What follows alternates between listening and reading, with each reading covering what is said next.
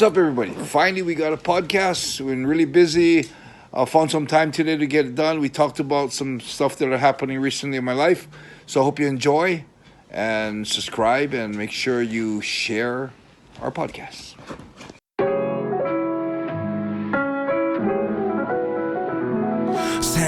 1978とある田舎町で生まれて移り住んだ新宿で育ちこの町で起きたこれまでの俺たちのここまでの生い立ちはほんのまた序の口試されたいちいち正してきた過ち騙し合いやからしないはスニッチの始まり放課後の参照児童館にホームアローンそんな時間はほったらかして向かったとある場所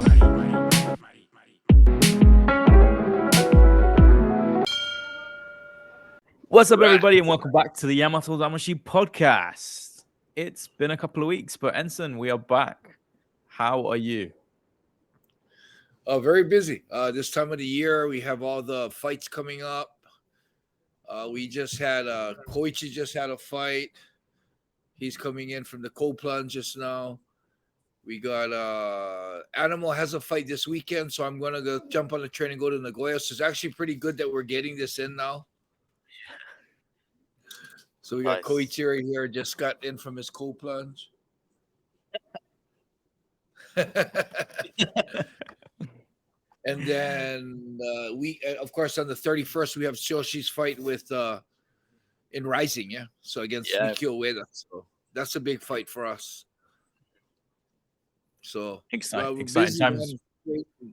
You know what's hard is trying to juggle three fighters when they're all in all different parts of their training. Yeah. I mean, if they're all fighting in the same event, you could just time it at the same time, but it's like all different timing. So keeps us really busy. Sarah's have been helping out a lot with the training. I mean, Sarah pretty much took over Koichi's training. Yeah. And, Koichi did so well because of all the time Sarah spent with him. So, yeah, that was a great fight, too. So, Animal, this weekend, Animal's fighting a guy that's like 50 kilos heavier than him. Oh, okay. Nice. Yeah, that's going to be interesting. Which promotion is it for? I don't even know what the promotion's called. I'll send you Sarah can send you the link. Yeah, send it. You can watch it live. Yeah, sorry, you can send James the link. Yeah, you can watch it live. It's like a weird. It's got to be a pretty weird promotion for the fact that you can fight someone that's 50 kilos, 100 pounds, plus 100 pounds plus over you, and it's a 90-second fight, one round. What? Oh, it's like the breaking down style, like. Okay. Yeah, sort of like that, but I don't know. I'm expecting to go to a pretty much like a gangster event. Right. Okay.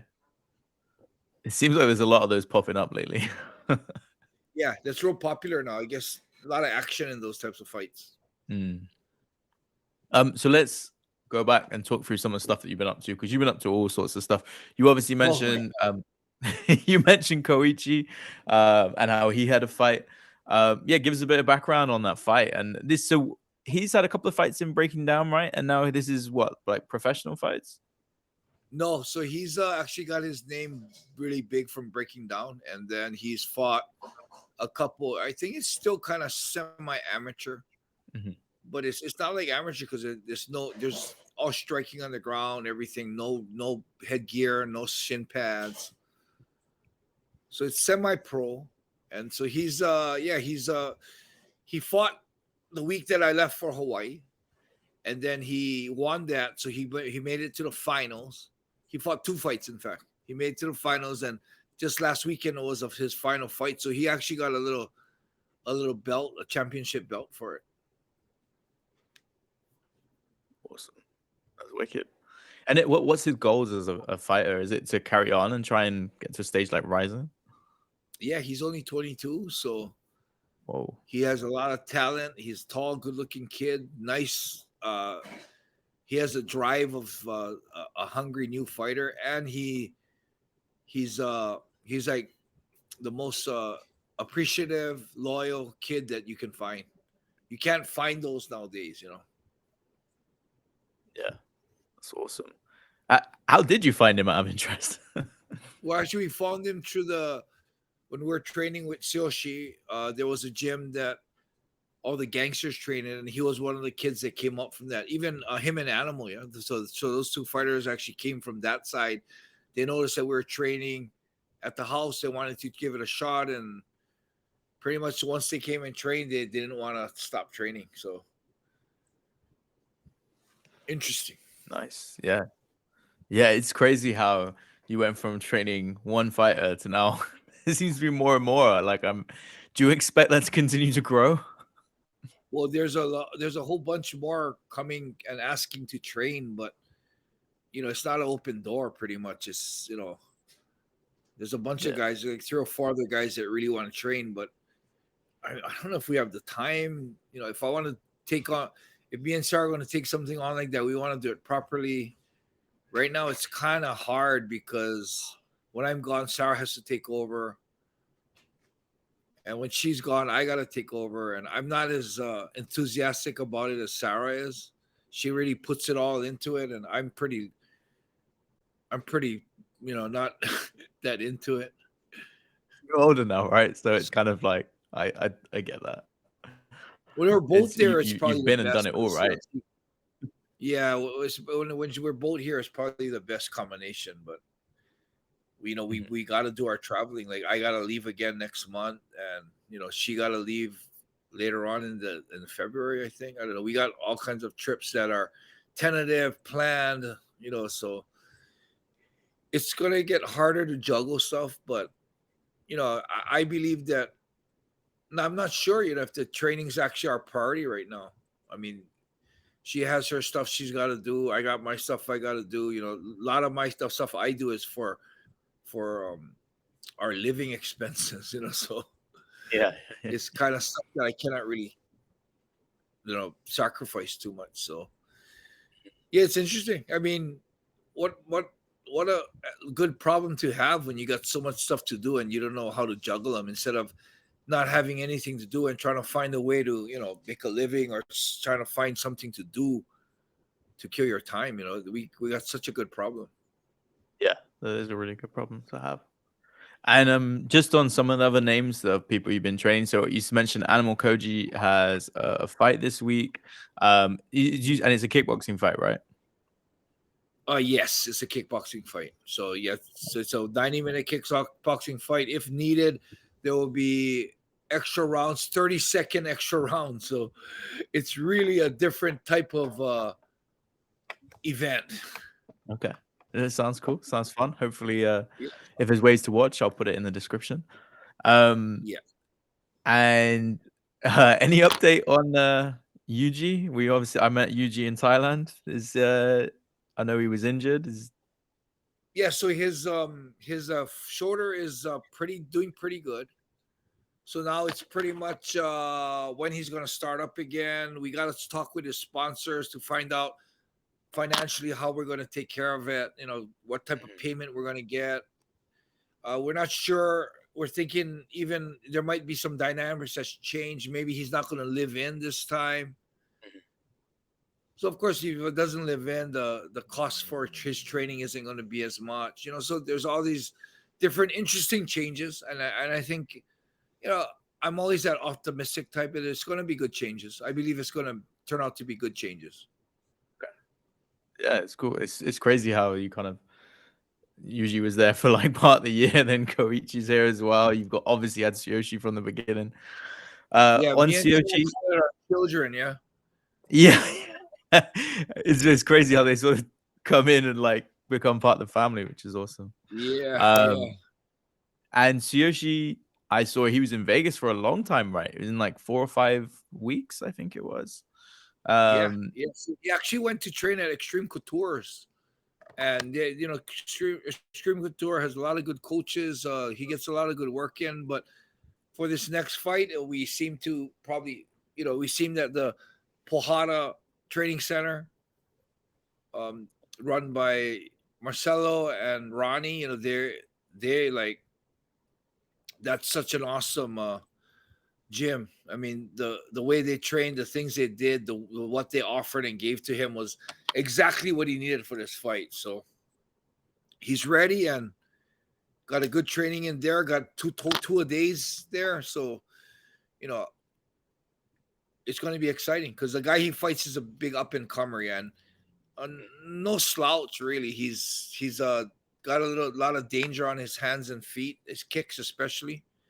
So it's not a cakewalk or anything. It's going to be a tough fight. Shoshi's really got to be on his toes.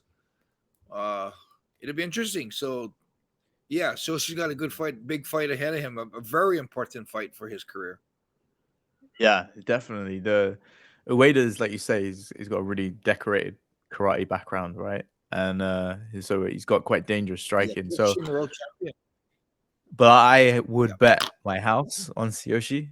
Hopefully, no one's gonna hold me to that. But he just because I think, like you said, like the way he's mixing up his training seems better than ever. Like where he's doing like long periods of time in the US to because then you got those big sparring partners that he can train with, but then also he's mixing it in with all the athletic stuff he's doing when he's back in Japan, all the stuff he's doing with you guys as well. He just seems like he's got all his bases covered. So I'm excited to see what version of Tsuyoshi we see, because every time there's like the different improvements, right? That we see in the game. So could be a big 2024 for him, right? Yeah, it could be, because there's all kinds of talks about him. There's this big beef going on with him and this guy Ampodukia, which is a smaller fighter, but there's talks about them possibly fighting and breaking down for a big payday. There's also talks about possibly maybe him fighting Logan Paul. There's interesting stuff happening. So you never know. You never know in this day and age. Of course, before any of that to happen, he's got to win his next fight. So that's the most important thing right now on the table, and he knows that, and he's training hard for it. So he'll be ready. Well, but fighting is always that if, and you can get caught, especially in the heavyweights. So just gotta hope we get a little lucky and hope he can execute the training in the fight. Nice. Yeah, it's great to hear all the students are doing really well, right? It seems like everyone's progressing and doing different things, which is awesome. Just while we're on the Japanese scene, I noticed you went to the Breaking Down Awards. How was the Breaking Down Awards? Honestly, I thought it was kind of corny.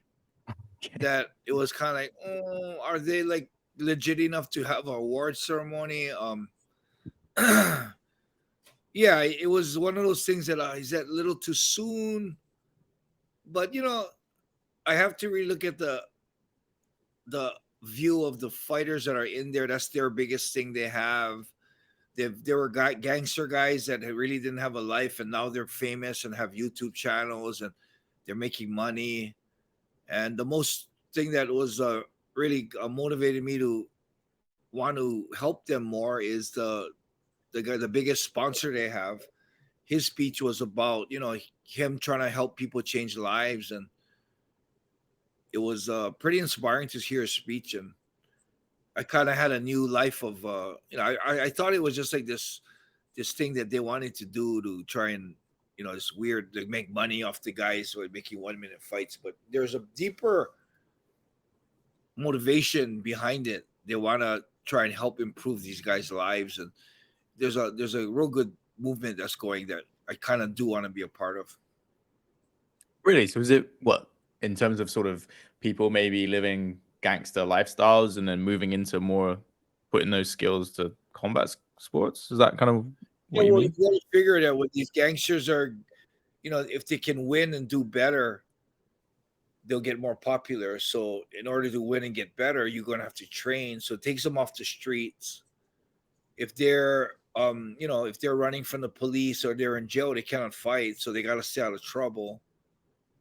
So there's a lot of positives to it. The reason why I started supporting gangster fights in Japan long ago, like the Outsiders, Suamono, Keno, they had a bunch of them, was because of that. Because gangsters get a real bad rap because the only time they're in the media is when they get arrested, when they do bad things. But if you really get to meet them, they're one of the most loyal guys to their to their owners. They're loyal. They understand mannerisms.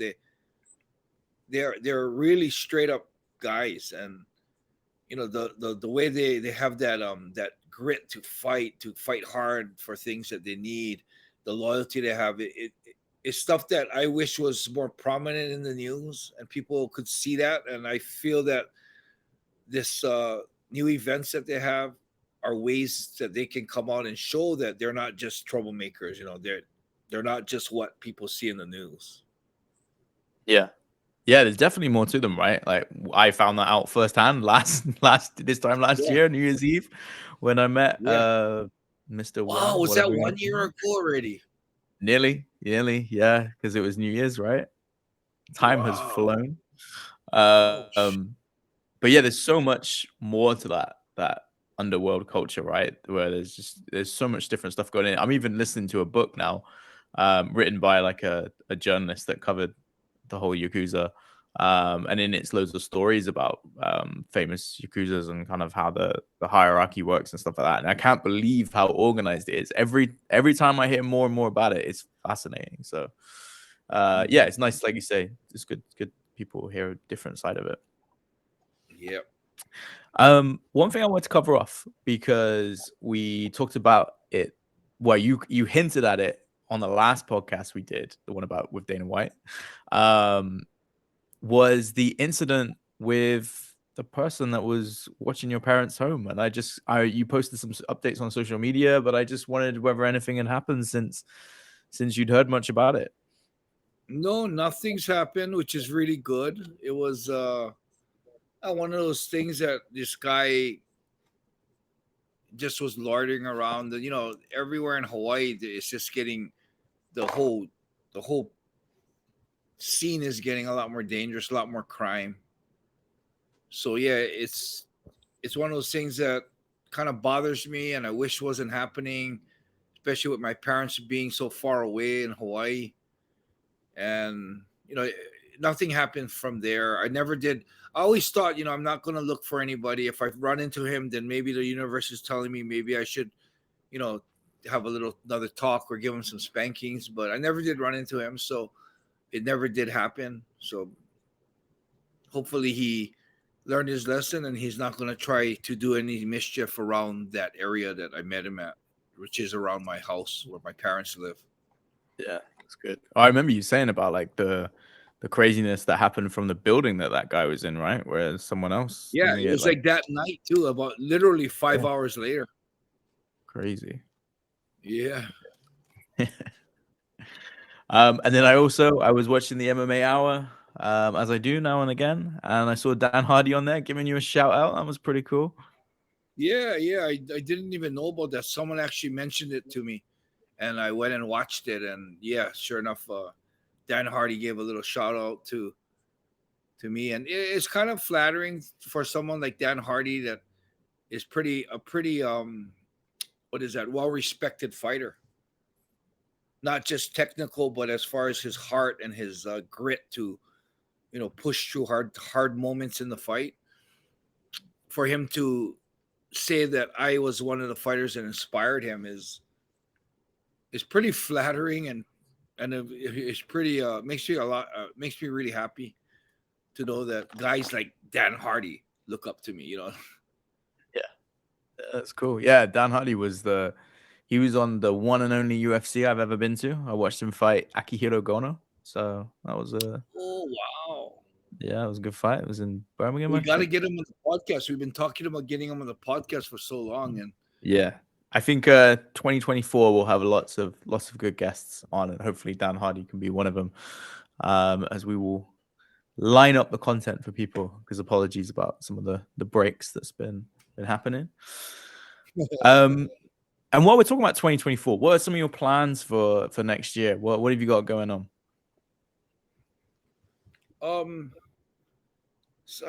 Pretty much the same things. Training fighters. I'm gonna move my Destiny Forever shop in Hawaii to a better place. So we're moving the company to another building. I'm also looking at doing supporting Angela Lee in her fight story organization, nonprofit organization for mental health, and being a advocate for it. She's supposed to have another one in February. So if it goes on that, I'm planning to be there to be a part of that. That's one of the things I think I didn't realize until Angela brought it out, that mental illness, mental health is a big problem in the world and in fighting itself too. So, it's something that I think mental health is something that needs to be talked about and needs to be brought out, and people need to tell their story to heal. And Angela's bringing that out in a very good way, and I think that's going to actually save lives. And if something I do and something my support can in some way save a life, then I'm down to do that.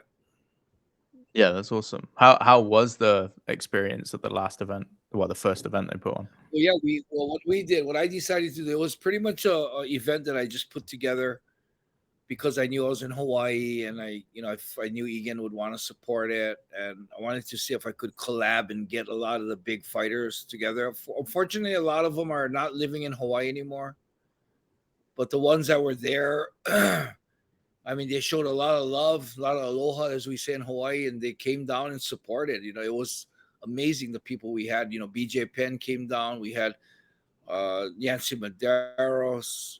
We had one of the biggest promoters in Hawaii, TJ Thompson. We had an ex-UFC fighter and also Navy SEAL, Brendan Wolf. Nico Vitale, which is a old school MMA guy, and also I think he also fought in the UFC. We had a lot of, Tyson Nam, current fighter. He came down. We had Burton Richardson. We had a lot of names in there that actually came and showed up and supported. And Angela also came down with her husband Bruno, and Bruno's like one of the top jiu-jitsu guys. And yeah, I mean, that alone was super successful. That just the seminar alone, the moves. I learned a lot of what the moves that were shown. Angela showed her all famous twister. With my body type and my non-flexible body, is something that I have a hard time getting into, but to see how she sets it up and does it was amazing. So it was good learning and a good camaraderie where everyone just showed a couple moves, and the seminar started off like that. The seminar ended off with talks where people came out and shared their story. I mean, some of them personally had mental health issues where they had problems with, continuing with whatever they're doing or their life or whatever. They had other people. Most of the people had, mental illness. You don't need to suffer from it, but you can suffer from an effect of someone close to you that suffers from it. And I had 3 or 4 friends already that commit suicide. One Santi Inoue. So that just, I was able to do a short talk on that, mental health. I'm one that suffers from not from mental health personally, but from the effects of mental health that affected someone that was close to me. And, we had a lot of guys come out and talk. Brandon Wolf came out and talked. Everyone, Burton Richardson, everybody talked. And I think that's the start. You can see, guys like me, I never gave up in the ring. You got someone like a Navy SEAL coming out and saying that he was affected by mental illness. No matter how tough you are, no matter who you are, mental illness will hit you in a certain way. And I think that's what's good for people to see. If someone who's suffering from it, thinking that, oh, what's wrong with me? Am I weak? Why am I so weak? Why is everyone else so strong? Everyone suffers from it. Just a lot of people. It's one of those taboo things that people don't want to talk about. So it's hidden, and that's the part. That's the part where you feel like you're really, something. You feel like something's wrong with you if you're feeling those feelings. But the thing that Angela's bringing out is that share your story and talk about it. You're not alone. You're not the only one, and it's not unusual for you to have those feelings. Yeah, it's a really cool approach to have like different people, like you say, that have different approaches to mental health, but also like how they're affected in different ways. Just because on a personal level, you are easily the most person I've ever met that is the most mentally tough. So to hear someone like you share what impacts different things have had on your well-being, like you said, like some of the friends that have passed away, I think that's really powerful, and it's great that what Angela's doing, where having those different people that you can look up to and hearing their experiences, it kind of like breaks down the barriers, right? So yeah, that's awesome. That's what, and so there's going to be another event in February, by the sounds of it. Yeah, so that's actually what Angela's event's going to be. What we did this last month was just in support of what she's doing, and I wanted to just bring Egan together and as much as I could get a hold of and the MMA community to show our love and support for a fellow MMA fighter that's on a real big, nice, good, important movement. And I think it was reciprocated where yes, we do support her, and hopefully it's given her that extra push to continue what she's doing, because she lost her younger sister, and what she's doing takes a lot of courage and takes a lot for her to come out and stand and talk about it. Yeah, I can't imagine how difficult that must be, right?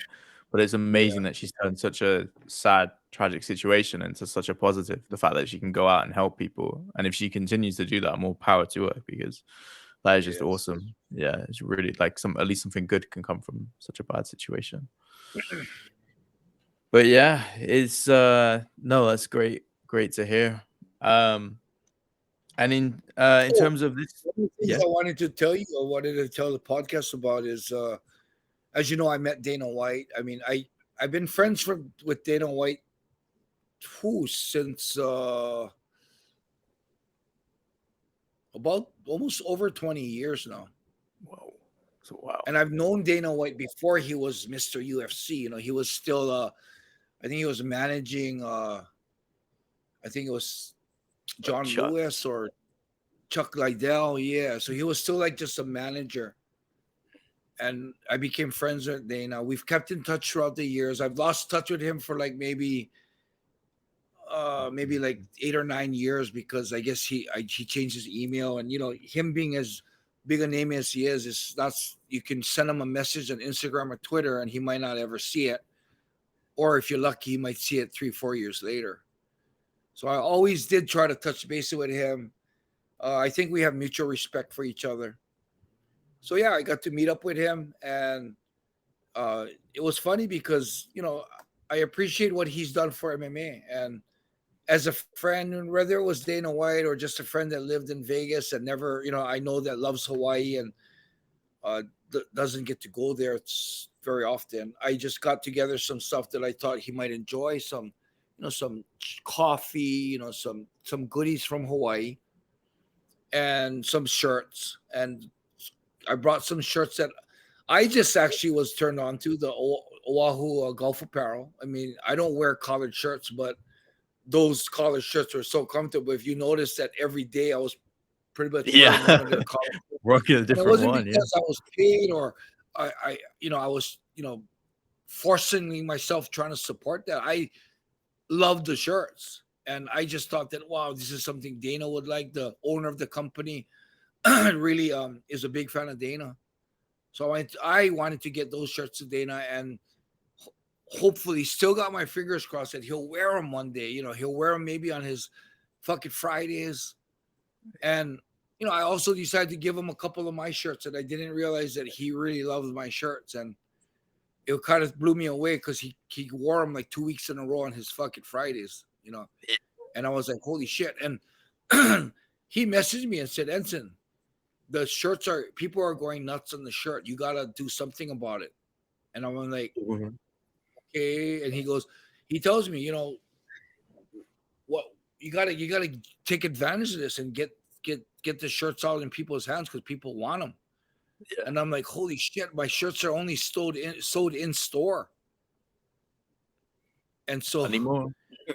Yeah, so we decided to open up a website, get it going, and oh my god, I guess someone like Dana White wearing the shirt, and You know, he didn't even say anything about the shirt. This is Enson Inoue shirt. You can. He didn't say anything. It was just him wearing it.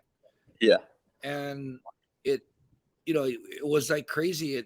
He gave us that advice to open up a website, start something, start moving the shirts, and we did. And the funny thing is, we started the business as soon as right before I left Hawaii, and I left. And the guy who's actually did all the work for it, Alan, this guy Alan Hiromoto, who's running the whole thing for me now, he was left alone with like over 100 orders coming in. You know, having to package it, send them out, you know, answer emails, answer questions on the new Instagram, Yamatodamashii Fight Gear Instagram. But hey, it's taken off, and you know, we got just 2 designs right now. We're gonna launch probably early next year a new design, and hopefully send it to Dana, and if he can sport it, it would really help. So we'll see. It's a new interesting venture that, you know, like me and Sarah always talk about it, that we're really lucky that we have all these things that pop up that are major opportunities to, you know, do something really big. You know, some people don't get one in their whole life and just end up working for someone under a salary, but I mean, every year we're getting thrown at all different new things that are possibilities that could actually become big, and this is one of the new ones. So kind of excited about that. Yeah, that is awesome. That is, yeah, I did notice because it was like, went to the website, there was only US shipping, and then suddenly it was like, bear with us, a couple of days later, is now international shipping. It's like real sort of startup kind of mentality. Like, yeah, it was really like we almost like we're learning along the way. You know, it was okay. We'll just do this. Yeah, this, you know, sell in the US. Boom, boom, boom. Orders, people coming in asking about international. Oh, we got to. Alan had to work really hard, and you know, hats off to Alan working his ass off till today as we speak. Yeah. I'm looking forward to my order, Alan. So. Yeah. Well, you know, everyone, if you're watching this and you've ordered a shirt, it's been really overwhelming. We're trying to get all the orders out on time and trying to get it to you guys. If it takes a little longer than you expected, please be patient with us. We'll get our shit together eventually. Orders, new designs will be handled a lot better. We're learning as we go, so please have patience with us, and thank you for your support, and keep supporting. Awesome. Yeah. No, I'm glad that was a crazy thing, right? That blew up. Oh, and as you guys probably already know, is my ice plunges. I'm in love with doubling down. I still love shit, man.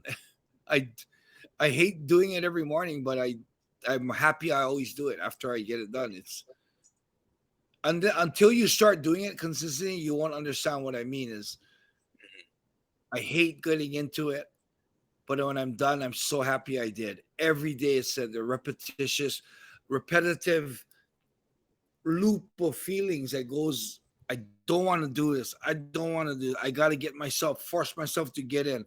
I get in and I say, shit, it's not as bad as I thought. Get out and say, damn, I'm so glad I did that. That was awesome. Looking forward to tomorrow. Tomorrow comes, same thing, standing from the cold plunge. Oh, come on, Enson. You got to motivate yourself to get in. Get in there. You realize it ain't that bad. You get out, you realize how good it is for you. You know, so, I mean, I've been doing it for almost 6 months. Me and Sarah have been doing it every day for 6 months. And it's crazy how that feeling just keeps repeating every single day we get into the cold plunge. Yeah, it's funny because it looks so easy on social media, right? Like when you're doing it, and the thing that struck me was obviously you managed to keep it up in Hawaii, and you managed to find a place to carry on doing it. And then I was thinking, oh, when he comes back to Japan, it's going to be freezing cold. I was like, I wonder if he'll still keep at it. And like, yeah, lo and behold, you're there every day, still jumping in. Crazy. Yeah, I'm still doing it every day. Me and Sarah are doing it every day, but I just found it like to be doing it and videoing that every day. It gets kind of old for people that are watching, like, oh, he's there again. he's doing that again. So I'm trying to change it up where some like today and the day before I didn't film it because I thought I kind of want to put something else different that's on social media that it's not like that's all I do every day is just cold plunge. There's other stuff we do that we should document and show. So but every day. I mean, I feel weird if I miss a day. Yeah, I bet especially when it's like full on routine, like you say, for 6 months, it's gonna feel different if you don't. You feel like, oh, I'm gonna get ill. But yeah, awesome. Well, it's been great to catch up. There's loads of exciting stuff coming in the future. Will be coming back to Japan at some point, potentially towards the end of next year. I'm hoping for another trip to Thailand if possible, if we can work out diaries and get that in, because that could be really fun. The last one was awesome. Oh, and that's another thing too. Yeah, I got to meet the son of the king. Yeah. And you would not even think that he's someone that could possibly be the next king of Thailand because he's the most humble guy, the most down to earth. And I honestly believe that if he has become the next predecessor for the throne, it's going to be such a good thing for Thailand because he's been in that poverty. He's worked out of poverty. He's become a prominent lawyer in New York. He has compassion. He has knowledge. The guy I met is someone that you get taken aback. Like, wow, does this guy, the magnitude of who he actually might become it hasn't gotten to his head at all. He's humble, down to earth, and a really nice human being. That's awesome. Yeah, I remember when we did the podcast on him, he sounded like a great guy just from what he was saying, telling his backstory. So if anyone hasn't heard that, check it out, give it a listen. But yeah, maybe we'll see him in Thailand. Who knows? Yeah, he's in Thailand right now. Oh, nice. Shoot. Until the 17th, and unfortunately, because of the training, I can't make it down. So there'll be a time that I'm there when he's there, and if the news doesn't blow up too big where he's too much of a celebrity, hopefully we can still meet on the terms that we met here in Japan as friends, not as the possible king of Thailand, just as friends. The friends we got along really good. It was a really nice friendship that was started. Awesome.